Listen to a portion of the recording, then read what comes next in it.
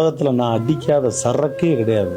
Recover ஆகி வந்ததுக்கப்புறம் அந்த கடையை பார்த்தா கூட இப்படிலாம் ஒரு கடையா, இதெல்லாம் எதுக்கு வச்சிருக்காங்க இந்த கடையை, கறிச்சோறு சும்மா அதெல்லாம் ஆகாதா, இது 2 விட்டு சாப்பிட்டா தான் உள்ள இறங்குமா அப்படின்னு திட்டுவேன்.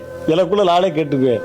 ஆனால் நம்ம ரொம்ப யோக்கியமாக நம்ம சொன்னால் கேட்கவா போகிறாங்க, பட்டு திருப்பி வரட்டு எல்லாம் எதையுமே லிமிட்டாக வச்சுக்கிட்டா பிரச்சனையே கிடையாது. ரஜினி சார் மேடையிலே சொன்னார், என்னைக்காவது ஒரு ஃபங்க்ஷனில் அப்படி ஜாலியாக ஒரு 2 லாட்ஜ் போட்டோமா, மஜாவாக இருந்தோமா, அது நல்லாயிருக்கும், டெய்லி வேண்டாம் அப்படி. அதை நான் சாப்பாடாகவே சாப்பிட ஆரம்பிச்சிட்டேன். அதுதான் என் லைஃப்பில் ப்ராப்ளம் ஆயிடுச்சு.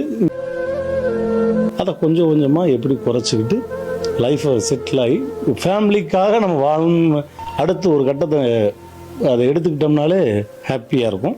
ஸோ இப்போ நான் இந்த லைஃப்பை செம்மையாக நான் என்ஜாய் பண்ணுறேன்.